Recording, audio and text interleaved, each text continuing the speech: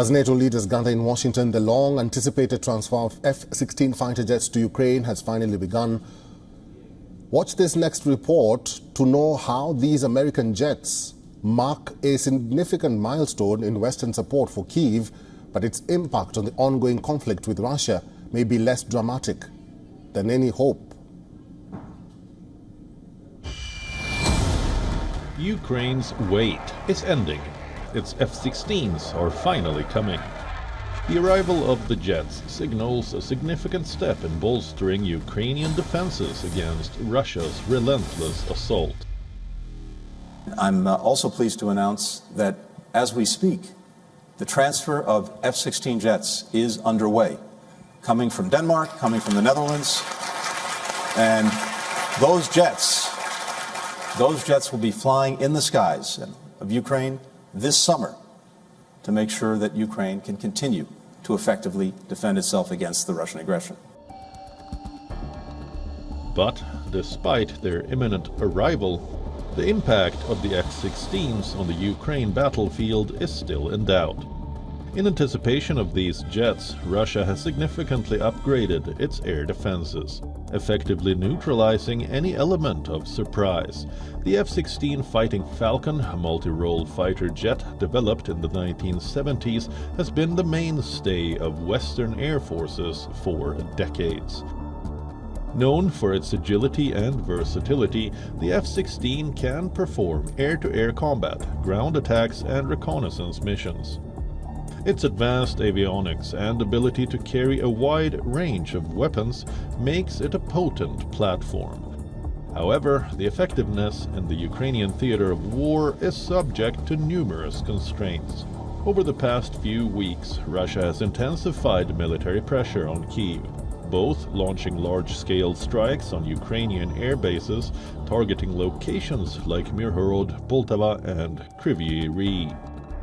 Ukrainian soldiers and activists are questioning the failure of their air force in protecting airfields, despite knowing the F-16s are on their way. This highlights the ongoing challenges in utilizing the jets effectively.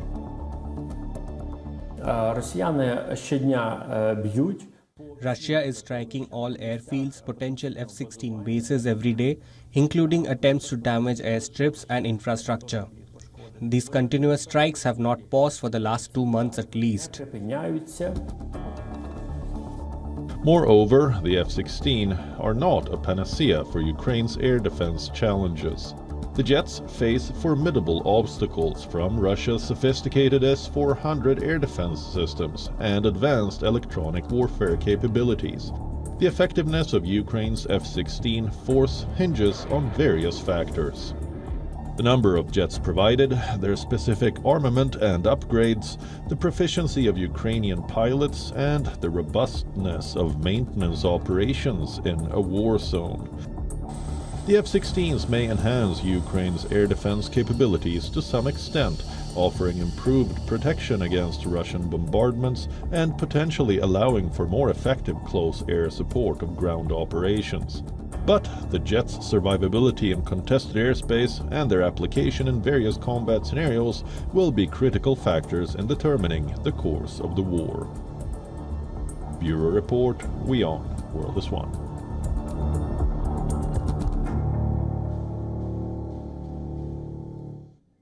Edward P. Joseph is a senior fellow at the Johns Hopkins University School of Advanced International Studies, a foreign policy analyst, and also a former U.S. Army helicopter pilot, is now joining us from Washington, D.C. Mr. Joseph, good to see you and welcome. Will the delivery of F-16 fighter jets have any impact on the Russia-Ukraine war, you think? Yes, Eric, first, good to be with you and your viewers. And the answer to that is absolutely yes. It's not that people misunderstand what happens when you introduce a new sophisticated weapon system like the F-16 into an active battlefield, active theater, as is the case in Ukraine. They think, oh, well, this is going to have this immediate military impact, and it's going to immediately change this calculus on the ground. That's a potential, but the real point here, the real impact is what it does to the adversary, the enemy of the Ukrainians, which are the Russians. And what this does is it puts the F-16s put an array, a vast array of Russian targets at risk. So it's not that all of a sudden these F-16s are going to take out all of those targets.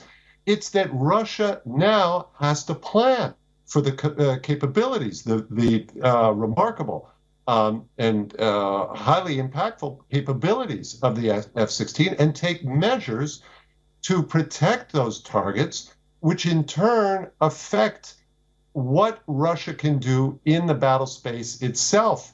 And that creates, in other words, the F-16s introduce complications for Russia, and therefore they do affect the battle space, and they affect what Russia can do and its approach to the war, besides alone what the targets are that the F-16s will actually engage. Please. Mr. Joseph, let's flip the coin now. How are the Russians prepared to counter the F-16s? Because this matter has been in the public domain for a year now, that Kyiv's allies will be providing these fighter jets to Ukrainian forces.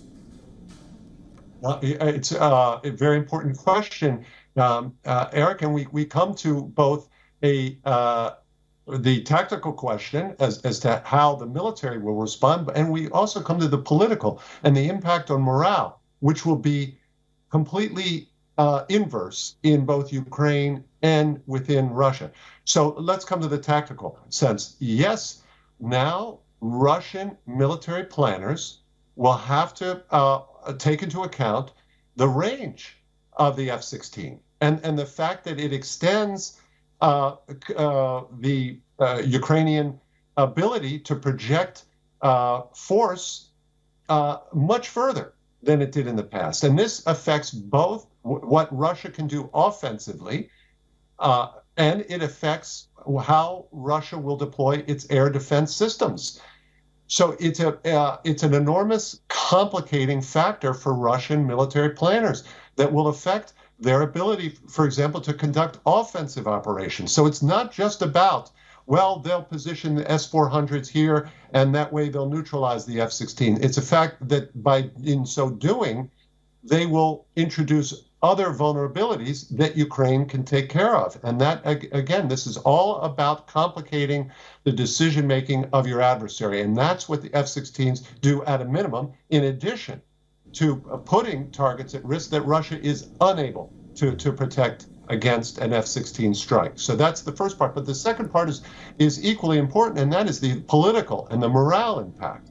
So you see with this comes as 32 NATO allies meet in Washington, celebrating the 75th anniversary of NATO. This is, for Russia in and of itself, a huge blow to see this unity and unanimity, including not just from NATO, the European Union. And I was present last night when the senior European Union foreign policy official, Josep Borrell, made a strong speech completely in solidarity with NATO as the primary territorial defense of Europe, and completely in solidarity with the Allied effort, the European Union effort, the NATO effort to support Ukraine in its defense against Russian aggression.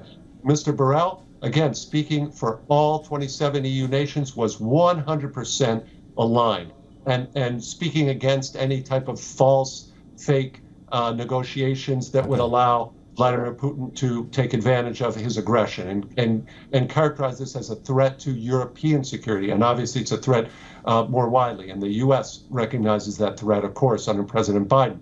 So F-16s are significant as well in that they're a further demonstration of Western resolve, a further demonstration of their belief in Ukraine and its abilities to accept and process highly sophisticated Western weaponry, in addition to the sophisticated weaponry that Ukraine itself is producing, for example, its own drone systems.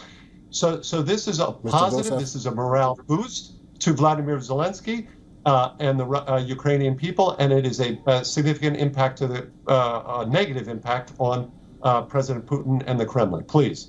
All right, Mr. Joseph, we are running out of time. Thank you very much for your time. We have to leave it there. I've been talking to Mr. Edward P. Joseph, who's a senior fellow at the Johns Hopkins University. Mr. Joseph, thank you for talking to us today. You're welcome.